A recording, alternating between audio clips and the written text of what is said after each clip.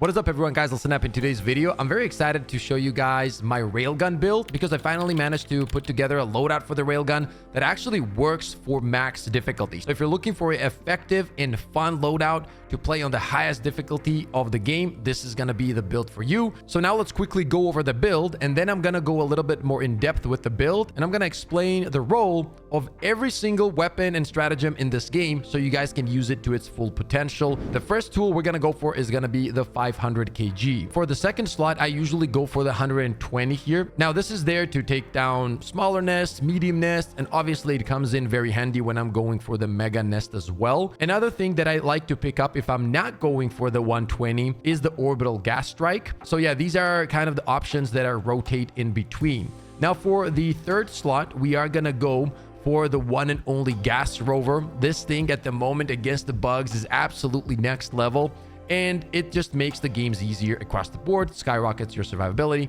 So we're gonna grab this in combination with the railgun, and we're gonna break this down a little bit more in depth, and you're gonna see why this combo is so strong. Now, the booster is gonna be the experimental infusion, which gives us more speed and more survivability. And for the armor, we're going to be using medium medical armor with 6 stims, and this in combination with the booster is going to take our survivability to the next level, and our speed is going to be incredible as well. And now let's talk about the weapons. Our primary is going to be the one and only cookout. It works really well with our loadout, and I'm going to break everything down as mentioned. The secondary is going to be the ultimatum, and then we're going to go for the gas grenade. So yeah, this is going to be the overall build. Now let's talk about how to actually make this build work to its maximum potential. Let's start with the primary weapon, and then we're going to make our way up. So the cookout is here to have incredible clears when it comes to the smaller enemies, right? We're talking hunters, warriors, small spewers, all that kind of stuff is an absolute joke for the cookout. Also, do keep in mind, it has incredible stagger, which makes it pretty effective against commanders. Now, you're not going to be killing commanders instantly with the cookout, but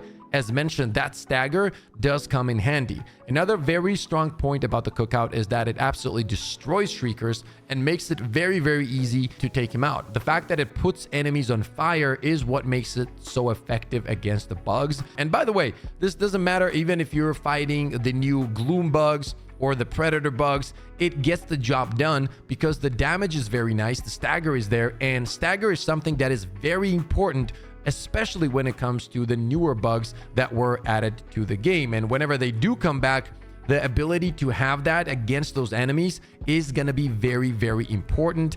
And on top of that, you can move around and the dot damage just kicks in from fire and you're just taking them out very easily. Another strong point of cookout in this build is that it doesn't have any charge up time or anything, which the railgun does. We're going to talk about that here in a minute, which makes it very strong to take out the enemies that are getting in that dangerous range for you. The second weapon that I want to talk about is going to be the ultimatum. And you guys already know, I've said this a million times when I go over my loadouts, but I never take this weapon off at the moment because the one thing that the weapon does extremely well that no other weapon in the game, especially secondary, it deletes the bigger targets, right? And specifically impalers. And for me, I have a priority list on the battlefield, and impaler is on top of that because the second it spawns, I just hunt it down and delete it with the ultimatum because impalers can be extremely annoying. They can take you out, they can take your whole team out and just mess up your run, right? So this is one of my favorite tools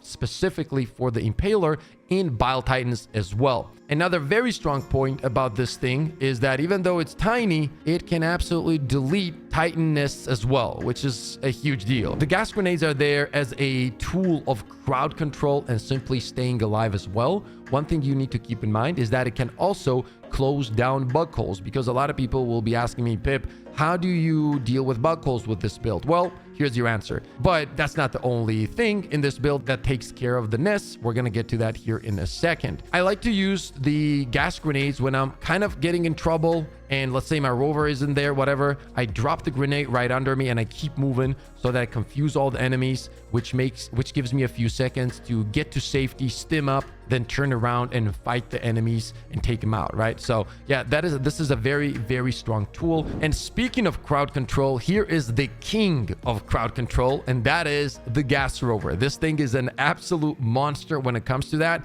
And the fact that it even spots enemies that you don't even know are there, right? Like if you're getting flanked, this thing puts in work, confuses them, you are good to go, you're not worried, which means that you're taking less unnecessary damage. And all of that in combination with our armor and booster, you will see just how much less you are going to be dying. Like your survivability, you're just going to feel it go up, right? Like, and that does mean that you're going to have more fun because you're not dying all the time. You're actually in action more. It can confuse chargers, stalkers. Essentially, it confuses everything apart from like the Bile Titan and the Impaler, because like the Impaler still stays in one spot 99% of the time. So you're not worried about that. But apart from that, everything's going to be running around absolutely confused out of their mind.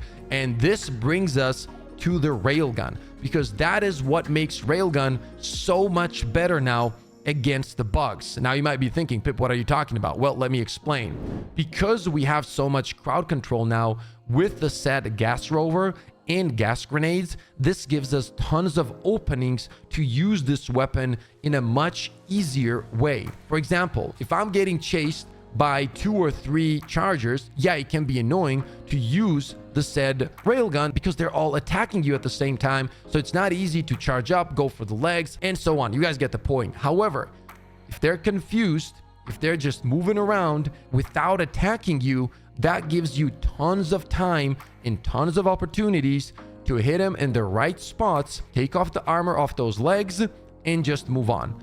That's what it is, okay? Keep in mind, you also have gas grenades. So the enemies that are one of the most annoying enemies when it comes to the bugs, I'm talking about chargers right now, become a much easier target for my railgun. They really do. One thing you need to understand with the railgun is that you need to get used to playing in unsafe mode, because that's where the power of this weapon lies. And if you don't master that charge at least over around 90%ish, you're not going to actually feel the full potential of this loadout in general, and especially of railgun itself. So I want you to take time with the railgun, master the weapon, get used to the charge time, and then you'll see how strong this loadout can be on the highest difficulty of the game. So you are going to be killing chargers actually pretty easily. Just go for, I personally like to hit them in the leg twice with good charged shots, and then boom, the armor is gone. Swap to the cookout, take them out within seconds. Boom, easy peasy, right?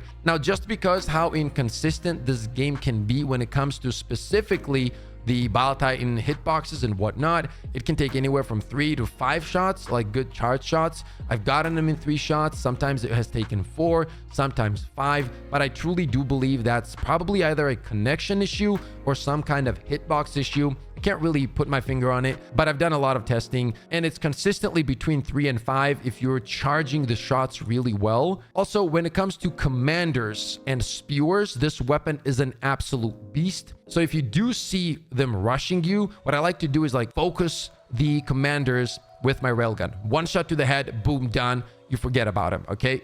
Very good tool. Same goes for the spewers. You can delete him with one shot to the head. When it comes to impalers, if you don't have your ultimatum shots, yeah, use the railgun. This thing deletes them as well. When it comes to the red stratagems, we have the 500 there in case, we need to take down a nest, or let's say we're out of ammo on the railgun, we need to resupply. That's when I use this for Bile Titans, or even for impalers if I don't have ammunition in general for ultimatum, railgun, and so on, which honestly doesn't really happen that often.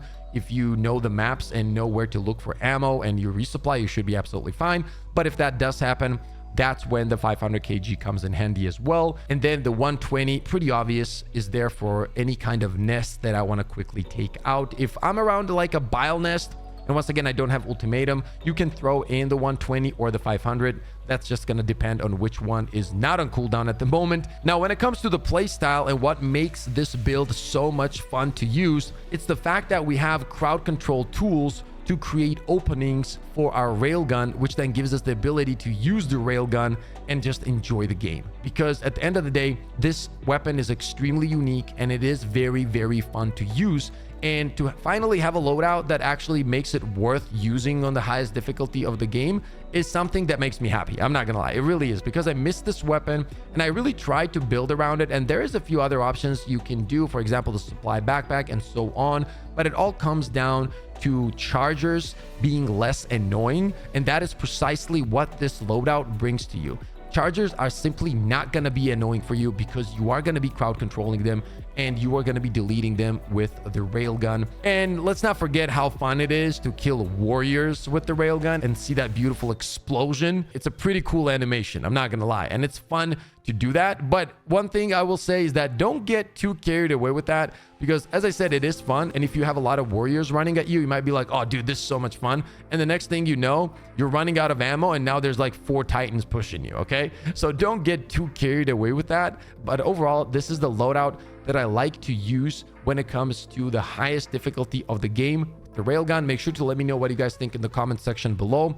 Thank you so much for all the love and support you guys been showing to the channel. I got a bunch of more loadout videos for all factions. We're going to be dropping a railgun loadout for the bots as well, and I've been having an absolute blast with that loadout, so I can't wait to share that with you guys. If you guys did enjoy this video, slap a like, sub to the channel. As always, stay positive, stay disciplined, and I'll see you all on the next one.